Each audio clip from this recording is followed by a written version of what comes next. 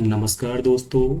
UPSC direction में आपका स्वागत है और आज हम बात करेंगे इरोजनल एंड डिपोजिशनल लैंडफॉर्म्स के बारे में। इरोजनल एंड डिपोजिशनल लैंडफॉर्म, चाहे वो सीडीएस हो चाहे वो एनडीए हो, सारे एग्जाम्स में कहीं ना कहीं ये इसका क्वेश्चन आपको देखने को मिलता है। ठीक है ना। तो इसके बारे में हम डिटेल में ना जाते हुए मोस्ट ऑफ दी लैंडफॉर्म्स को पढ़ेंगे, that is erosional and depositional landforms. आपको सीडीएस में, एनडीए में या फिर सीएपीएफ में इसका पक्का कोई ना कोई क्वेश्चन देखने को जरूर मिल जाता है। ठीक है ना। तो यहाँ पे बहुत सारे फीचर्स बनते हैं जहाँ पे हमारे एक्सोजेनिक एजेंट्स काम करते हैं। ठीक है ना।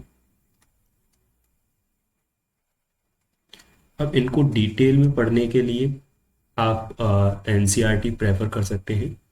तो एक्सोजेनिक एजेंट कौन कौन से होते हैं हमारे? दो तरीके के फोर्स काम करते हैं, एंडोजेनिक और एक्सोजेनिक।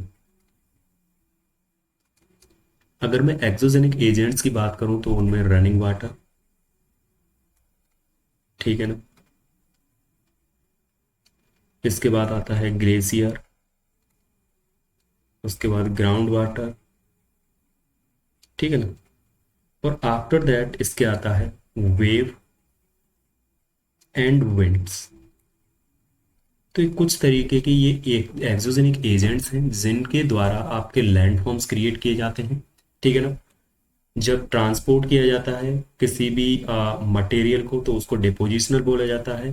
और जब कभी भी कोई भी ओवरलैंड है वहां से क्या किया जाता है, लैंड को स्ट्रिप ऑफ किया जाता है, वियरिंग ऑफ किया जाता है, उसको क्या बोला जाता है दोस्तों? इरोजन। ठीक है ना। अगर मैं बात करूं रनिंग वाटर से बनने वाले कुछ इरोजनल एंड डिपोजिशनल लैंडफॉर्म्स के बारे में, तो यहाँ पे मैंने बहुत सारे लैंडफॉर्म्स को सैग्रीगेट किया है। ठीक है ना। तो रनिंग वाटर को एक और नाम से आपको एग्जाम में देखने को मिलेगा, that is the fluvial topography. ठीक है ना। या फ्लूवियल लैंडफॉर्म्स। तो इनमें इरोजनल लैंडफॉर्म्स की बात करेंगे, डिपोजिशनल्स की। तो इरोजनल में पहले बनता है पोथोर्स। जब आपका कोई भी कैस्केड या फिर जो वाटरफॉल होता है, झरना, किसी भी रॉक से नीचे की तरफ गिरता है तो वहां पे छोटा सा आपको क्या बना देता है, एक होल बना देता है, डिप्रेशन बना देता है। That can be the circular और लेस सर्कुलर। अब यहाँ डिप्रेशन में क्या होते हैं, छोटे छोटे आपको पेबल्स मिल जाएंगे। वो पेबल्स आपस में क्या करते हैं, रोटेशन करते हैं due to shear impact of water. Water का इम्पैक्ट पड़ता है जिसकी वजह से ये क्या करने लग जाते हैं, रोटेशन करने लग जाते हैं। और यही गड्ढा आगे चल के और बड़ा डिप्रेशन बन जाता है। तो पहले जो छोटा डिप्रेशन था, लेस सर्कुलर था, दैट इज पॉथहोल्स। उसके बाद जब बड़ा गड्ढा बन गया उसी को क्या बोला जाता है दोस्तों, प्लंज पूल्स। ठीक है ना। इसके बाद अगर मैं बात करूं रिल्स की, गलीज की, तो ये कैसे बनती हैं? जैसे पानी ओवरलैंड फ्लो हो रहा है, किसी भी लैंड पे क्या कर रहा है, पानी फ्लो कर रहा है, छोटी छोटी क्या बना लेगा, रिल्स बना लेगा। फिर वो और चौड़ी होती जाएंगी तो वो क्या बन जाएंगी दोस्तों, गलीज। अगर ये माउंटेनियस रीजन है तो इस माउंटेनियस रीजन में यही गलीज वाइड होके, डीप होके क्या बना देती है दोस्तों, वैलीज। और उन वैलीज को क्या बोलते हैं, वी शेप्ड वैलीज आपको देखने को मिलती है। उन्हीं में गॉर्ज और कैन्यन देखने को मिलते हैं। अब इनमें क्या अंतर है भैया? गॉर्ज होते हैं जो ऊपर से और नीचे से, यानी कि टॉप से और बॉटम से, दोनों तरफ से आपको सेम वाइड मिलेंगे, सेम विड्थ मिलेगी दोनों के, किसमें, गॉर्ज में। बिकॉज ये सेडिमेंट्री रॉक के नहीं बने होते, ये बने होते हैं हार्ड रॉक के, जिसकी वजह से इनका रिवर इरोजन नहीं कर पाती है। ठीक है ना। तो इनका ऊपर से और नीचे से, यानी कि टॉप से और बॉटम से इनका विड्थ बिल्कुल सेम मिलेगा। और ये कैसी मिलती है, स्ट्रेट साइड। जबकि अगर हम बात करें आ, ये आपका यहाँ पे होके अगर कोई रिवर फ्लो कर रही है तो ये हो गया आपका कैनियन। अब कैनियन में क्या है, canyon because it forms due to the sedimentary rock, तो जिसकी वजह से यहाँ का इरोजन ज़्यादा होता है और स्टेप लाइक साइड आपको देखने को मिलेगी। ठीक है ना। इसकी विड्थ टॉप पर हाई होती है और नीचे जो बॉटम होता है वो नैरो होता है। वाटरफॉल्स के बारे में आपको बता दें, रैपिड्स भी वाटरफॉल की ही तरह कुछ फॉर्मेशन होती है।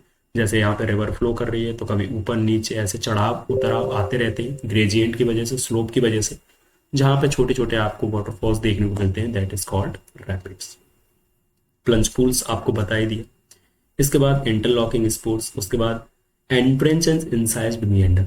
वैसे तो दोस्तों मिएंडरिंग क्या होती है, कुछ इस तरीके से नदी क्या करती है, फ्लो करती है, कोई भी रिवर फ्लो करती है, कब, जब वो फ्लड प्लेन में आ जाती है, ठीक है ना, जब वो प्लेन में आ जाती है। लेकिन जब वो हार्ड रॉक में होती है तो दोस्तों कुछ इसी तरीके से मिएंडरिंग करती है और हार्ड रॉक को क्या कर देती है, कट कर देती है। और जो कट की है वो हार्ड रॉक, दैट इज, वहां पे जो लैंडफॉर्म बना है, that is called incised and entrench meander. उसी तरीके से रिवर जब फ्लो करती है तो डाउन कटिंग करती है, नीचे की तरफ कटिंग करती है, और लेटरली भी कटिंग करती है। यानी कि डाउन कटिंग मीन्स वर्टिकली, और लेटरल मतलब हॉरिजेंटल कटिंग करती है, जिसकी वजह से आपको क्या देखने को मिलते हैं, टेरेसेस बन जाते हैं वहां पे। कुछ इस तरीके के आपको देखने को मिलेंगे।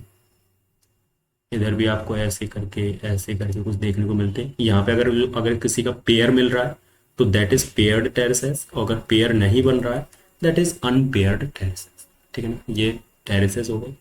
उसके बाद आपको पेनी प्लेन्स देखने को मिलता है। अगर वहां पे रॉक्स थी तो उसने, रिवर ने इतना ज्यादा उनको इरोड कर दिया कि पूरे वैलीज को किसमें चेंज कर दिया, प्लेन्स में, और उस पूरे प्लेन को क्या बोला जाता है, पेनी प्लेन्स। और वहां पे अगर कोई रेमिनेंट भी रह जाता है, कोई रॉक्स का, बड़े बड़े बोल्डर्स देखने को मिलते हैं, that is called monadnocks. Getting. इसके बाद मैं बात करूंगा डिपोजिशनल लैंडफॉर्म्स की। तो वहां पे जो रेमिनेंट्स बचे उन्हें मोनेड नोक्स, अभी बताया मैंने। एलुवियल फैंस, दोस्तों एक टाइम होता है जब रिवर जो होती है वो अपने एक यंग फेज पे होती है, लेकिन बाद में चल के उसकी वेलोसिटी बहुत कम हो जाती है, और वेलोसिटी कम हो जाने के बाद उसमें इतनी एनर्जी नहीं बचती कि वो बड़े बड़े बोल्डर्स को लेकर अपने साथ फ्लो कर सके, बिकॉज वहां पे स्लोप भी कैसा हो जाता है, बिल्कुल जेंटल। और वो एक जगह पे आके उन सारे मटेरियल्स को क्या कर देती है दोस्तों, डंप कर देती है, that is called alluvial fans. और ये कैसा होता है, कोन शेप्ड आपको देखने को मिलेगा सेमी डेजर्ट या डेजर्ट एरियाज में, ठीक है ना। एलुवियल फैंस और डेल्टा कहीं ना कहीं बिल्कुल सेम होते हैं, लेकिन ये आपको सेमी एरिड एरिया में मिलेगा, जबकि ये आपको नॉर्मल प्लेन में मिल जाएगा देखने को, ठीक है ना। लेकिन इन दोनों में अंतर एक और होता है, ये वेल स्ट्रेटिफाइड होता है, ठीक है ना, जबकि ये वेल स्ट्रेटिफाइड नहीं होता है। दोनों आपको कौन शेप में मिल जाएंगे, नो प्रॉब्लम। उसके बाद अगर मैं बात करूं डिस्ट्रीब्यूटरीज की, तो डिस्ट्रीब्यूटरीज क्या होती है, एक टाइम होता है जब रिवर में स्ट्रीम्स आ आके मिलती है, ठीक है ना, ये क्या बोलते हैं इनको, ट्रिब्यूटरीज। लेकिन जब वो वेलोसिटी बहुत लो हो जाती है, ओल्ड एज हो जाती है उसकी, तो फ्लो नहीं कर पाती, जिसकी वजह से वहां पे वो आगे जाके खुद ही बट जाती है बहुत सारे उसमें, ठीक है ना, उनको क्या बोला जाता है, डिस्ट्रीब्यूटरीज। उसके बाद और भी फीचर्स हैं जैसे कि flood plains, natural levees, point bars, inflection point. Oxbow lake जब मिएंडरिंग करती है रिवर, तो ये मिएंडर इतने पास पास आ जाते हैं ये दो पॉइंट कि आपस में मिल जाते हैं, और रिवर कुछ इस तरीके से फ्लो कर जाती है, और ये जो कट के जो बाहर आई हुई लेक है that is called oxbow lake, ठीक है ना। ब्रेडेड चैनल वही डेल्टा की तरह वहां पे फॉर्मेशन होती है, कोई भी आइलैंड्स, कोई भी डंप किया हुआ मटेरियल जब रिवर को कुछ इस तरीके से चैनल्स में डिवाइड कर देता है, ठीक है ना, तो वहां पे जो पैटर्न बनता है that is called braided pattern. दोस्तों इस तरीके से डिटेल में बताने में ये बहुत सारी चीजें हैं, तो बहुत टाइम लगेगा, वीडियो बहुत लंबी हो जाएगी, जिसकी वजह से मैं आपको शॉर्ट में चीजों को समझाते जा रहा हूँ, ठीक है ना। अगर मैं अंडरग्राउंड वाटर की बात करूं तो जिस हिसाब से वाटर ऊपर फ्लो करता है उसी प्रकार से कभी ना कभी कोई सिलिका या फिर आपके डोलोमाइट या फिर के सैंडस्टोन, लाइमस्टोन, इस तरीके की आपको क्या मिल जाएंगी, रॉक्स मिल जाएंगी। वहां पे वाटर क्या करता है, नीचे की तरफ कभी कभी फ्लो कर जाता है। तो जब नीचे की तरफ फ्लो करता है तो वहां पे धीरे धीरे कुछ होल बनाने लग जाता है, ठीक है ना। तो सबसे पहले यहाँ से रिवर जब फ्लो कर रही थी तो कोई जगह मिली, वहां पे लाइमस्टोन की रॉक मिली, और वहां पे इस तरीके से फ्लो कर गई नीचे की तरफ, उसने क्या कर दिया, इरोड कर दिया। इसको क्या बोला जाता है दोस्तों, सिंक होल्स। एक टाइम पे जाके यही सिंक होल बिल्कुल कोलैप्स कर जाएगा, दैट इज कॉल्ड कोलैप्सिंग, ठीक है ना। जब ये कोलैप्सिंग आपस में ऐसे ऐसे सिंक होल, एक ये सिंक होल हो गया, आगे जाकर और सिंक होल बना होगा, और सिंक होल बना होगा, ये जब आपस में मिल जाते हैं दैट इज कॉल्ड डोलाइन, ठीक है ना। ये डोलाइन बोला जाता है इनको। और जब ये डोला सॉरी कोलैप्सिंग को ही डोलाइन बोला जाता है, जब ये डोलाइन आपस में मिल जाते हैं या सिंक होल आपस में मिल जाते हैं, दैट इज कॉल्ड ओवालास। और ओवालास में आपको पता ही है ये कैसे है, सेडिमेंट्री रॉक है, लाइमस्टोन की बनी हुई है। तो धीरे धीरे पानी परकुलेट करता रहता है, और वहां पे जो हार्ड रॉक होती है वो ऊपर की तरफ आपको उभरी हुई मिलेगी, यानी कि रिज आपको देखने को मिलेंगी। जबकि लाइमस्टोन नीचे की तरफ क्या कर चुका होता है, परकुलेट कर चुका होता है। तो वहां पे कुछ ये इरेगुलर जो शेप आपको देखने को मिलती है, that is lapies limestone pavement. ठीक है ना। कभी कभी तो इतना ज्यादा होल हो जाता है वहां पे कि एक पूरी की पूरी आपको केव देखने को मिलती है। और जब पानी जो वाटर वहां पे फ्लो किया था, अंडरग्राउंड वाटर, उसके दो ओपन हो जाते हैं, ऊपर से उसने फ्लो किया और इधर होके अगर कहीं पे होके निकल गया वो पानी, तो उसको क्या बोला जाएगा, पूरी की पूरी टनल बोला जाता है। ठीक है ना। उसके बाद जो लास्ट है दैट इज पोल्स। ये सबसे बड़ा लैंडफॉर्म होता है कास्ट टोपोग्राफी में, जिसको सिविल सर्विसेज ने पूछा भी है। ठीक है। उसके बाद अगर मैं डिपोजिशनल लैंडफॉर्म्स की बात करूं, तो यहाँ पे अगर इरोजन हो रहा है तो कहीं डिपोजिशन हो रहा होगा। तो वहीं पे लाइमस्टोन कभी कभी क्या करता है, जो ये रूफ बनी हुई थी केव की, वहीं पे ये सर्दियों के दिनों में, ठीक है ना, इस तरीके से क्या कर जाता है, टपकने लगता है ऊपर से। ठीक है ना। तो ये लाइमस्टोन ही था। जब वो ये टपकने लगता है तो नीचे से कैसा होता है, बेस इसका विड्थ में होता है, जबकि टैपर टॉप होता है। ठीक है ना, नुकीला होता है। तो इस तरीके से आपने वहां पर भी देखे होंगे ये आइसिकल्स बना देता है। ठीक है ना। आपने अपने फ्रीज के ऊपर वाले हिस्से में भी देखा होगा, जो फ्रीजर होता है वहां पे पानी की बूंदें कुछ इस तरीके का शेप ले लेती हैं, दैट इज कॉल्ड स्टैलेक्टाइट। कभी कभी यही पानी जो ऊपर से पाइप के थ्रू नीचे की तरफ भी टपक जाता है और कुछ इस प्रकार के नीचे भी शेप ले लेता है, तो इनको क्या बोला जाता है दोस्तों, स्टैलेगमाइट। जब ये एक टाइम पे आके दोनों ही फ्यूजन कर जाते हैं, दोनों जुड़ जाते हैं आपस में, तो एक प्रॉपर पिल्लर की शेप ले लेता है, that is called pillar. Getting. उसके बाद हम बात करेंगे glacier erosional and depositional features की।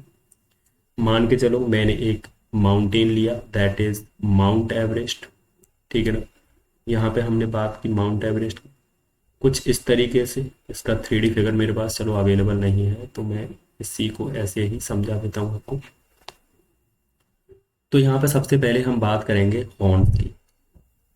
तो जब तीन यहाँ पे ये जो रिज दिखाई दे रही हैं, इनका जब हेडवार्ड इरोजन होता है तो वहां पे एक इस तरीके की शेप आपको देखने को मिलती है, हॉर्न शेप देखने को मिलती है, दैट इज कॉल्ड हॉर्न्स। जो बिल्कुल हेडवार्ड होता है, टॉप पोजीशन में होता है माउंटेन के, ग्लेशियर के। ठीक है ना। सबसे बड़ा हॉर्न आपको कहाँ देखने को मिलता है, matter horn, that is in Switzerland Alps में। गेटिंग। उसके बाद एरेट्स। एरेट्स आपको यही जो ये रिज आपको देखने को मिलती है किसी भी माउंटेन, ग्लेशियर माउंटेन में, that is called aretes. Cols, corries, ये क्या होती हैं, जैसे ये एक माउंटेन था, इसी के साथ कोई दूसरा माउंटेन भी जुड़ा हुआ है, तो ये दो माउंटेन्स को आपस में जोड़ने वाली जो चीजें होती हैं, दैट इज कॉल्ड कोल्स। ठीक है ना। उसके बाद सिर्क और tarn lake, it is very important. Cirque क्या होता है कि भाई यहाँ पे ग्लेशियर जमा हुआ था, इस जगह भी ग्लेशियर जमा होगा और इस जगह भी ग्लेशियर जमा होगा। एक टाइम पे यही ग्लेशियर बिल्कुल ऊपर से क्या कर जाता है, नीचे की तरफ फ्लो कर जाता है, इरोड कर जाता है। ठीक है ना। तो यहाँ पर आपको क्या देखने को मिलेगा, जैसे ये यहाँ पे एक एरिड्स था, यहाँ पे ग्लेशियर था, तो ये नीचे की तरफ क्या कर जाएगा, स्लाइड कर जाएगा इस जगह से। ठीक है ना। तो यहाँ पे जो खाली जगह बनेगी, दैट इज कॉल्ड सिर्क। कभी कभी यहाँ पे ये डिपोजिट हो जाता है, यहाँ पे एक लेक का निर्माण कर देता है इसके फुटेल्स में, that is called turn lake या सिर्क लेक। ठीक है ना। उसके बाद आपको बर्ग स्क्रंड देखने को मिलते हैं, यू शेप्ड ग्लेशियल ट्रप्स यहीं पे देखने को मिलेंगे, हैंगिंग वैलीज, फिजॉर्ड्स। फिजॉर्ड्स भी आपको कुछ इस तरीके से मिलते हैं, जैसे कि माउंटेन से जब ग्लेशियर पिघल पिघल के आता रहता है और वहां पे एक प्रॉपर सी का निर्माण कर देता है, बहुत सारे माउंटेन से होकर क्या हो रहा है, फ्लो हो रहा है वाटर का। ठीक है ना। तो वो एक सी का निर्माण कर देता है, that is called fjord. It is the largest glacier land.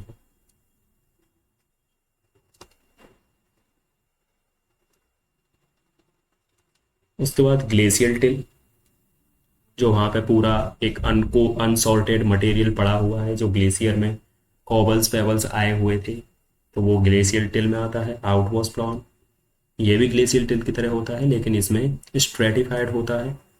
Well stratified के साथ साथ यहाँ पे जो कोर्स मटेरियल होते हैं दैट इज फाइन ग्रेन्ड, ठीक है ना, अनसॉल्टेड नहीं होते। अगर मैं ड्रमलिन्स की बात करूं तो जब ग्लेशियर कुछ इस तरीके की शेप में जम जाता है, ठीक है ना, दैट इज कॉल्ड ड्रमलिन। इसके एक हिस्से को टेल्स बोला जाता है, और second one, first one is called stoss and second one is called tails, ठीक है ना। इन सबको आप एनसीईआरटीज में गो थ्रू कर सकते हैं। यहाँ पर मैं सिर्फ आपको इरोजनल फीचर्स और डिपोजिशनल फीचर्स की एक ओवरव्यू देता चल रहा हूँ, ठीक है ना। अब एस्कर्स क्या होता है, कभी ग्लेशियर गर्मियों के दिनों में पानी बन गया होगा और नीचे की तरफ क्या कर जाता है दोस्तों, वो फ्लो कर जाता है अंडरग्राउंड। और अंडरग्राउंड जब वो फ्लो कर जाता है तो नीचे के नीचे क्या बनाता रहता है, एक रिल्स बनाता जाता है, और वहां पर एक टाइम पे आने पर वहां पे ग्लेशियर ऊपर की तरफ जम जाता है और एक रिज का निर्माण करता है, दैट इज कॉल्ड एस्कर्स, ठीक है ना।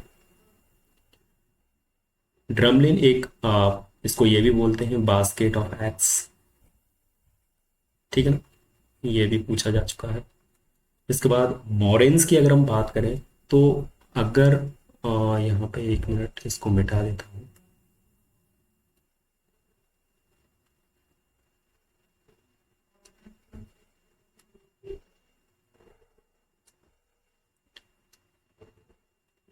यहाँ पे अगर कुछ इस तरीके का फ्लो था, यहाँ पे माउंटेन था, यहाँ से ग्लेशियर फ्लो हो रहा है, तो अगर इसके बिल्कुल साइड बाय साइड इस तरीके से ग्लेशियर का फ्लो हो रहा है that is called lateral mooring,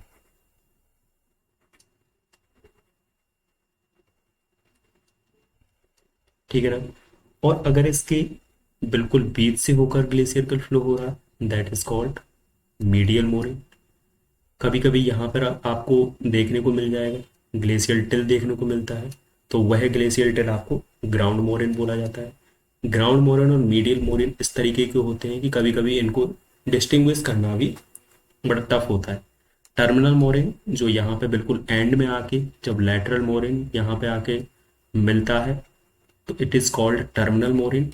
और टर्मिनल मोरिन और जब लैटरल मोरिन आपस में मिलते हैं तो वहां पे हॉर्स शू शेप्ड आपको देखने को मिलती है, ठीक है ना। It is glacier erosional and depositional feature.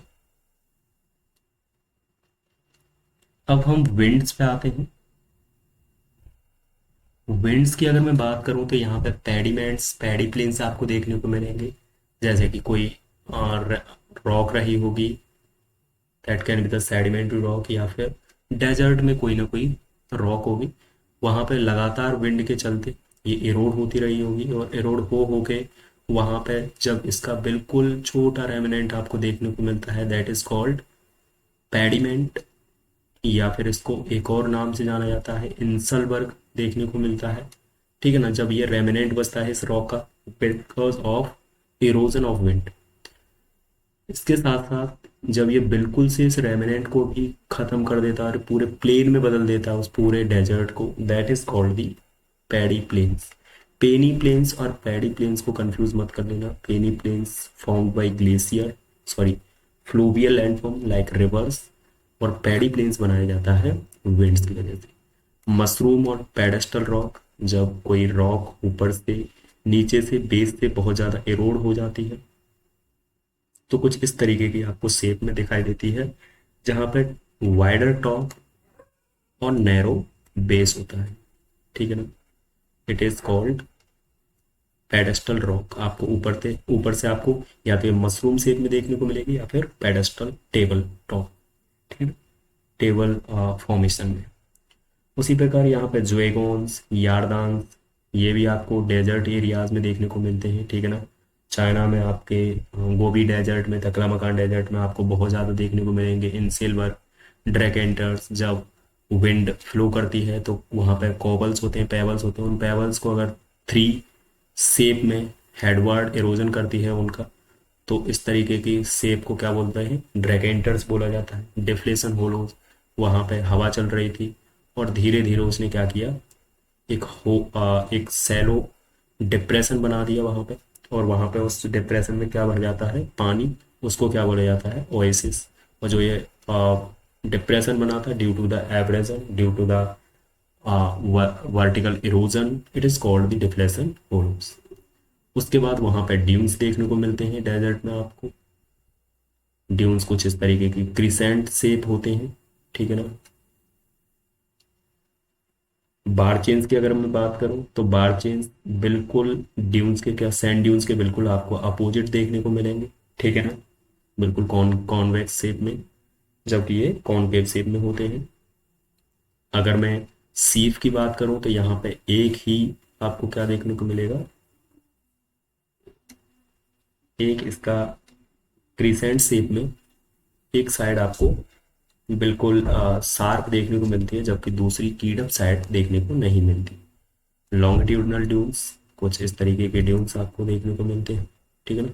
Sorry, ये होते हैं ट्रांसवर्स ड्यून्स, जबकि लॉन्गिट्यूडनल ड्यून्स आपको कुछ इस तरीके से वर्टिकली देखने को मिलते हैं, ठीक है ना, जब हवा उनके बिल्कुल लॉन्गिट्यूडनल चल रही होती, ठीक है, राइट एंगल पर।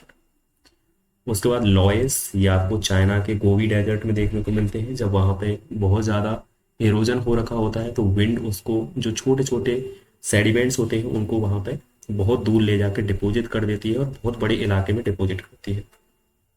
लोएस आपको बहुत बड़े इलाके में देखने को मिलेंगे गोबी डेजर्ट में।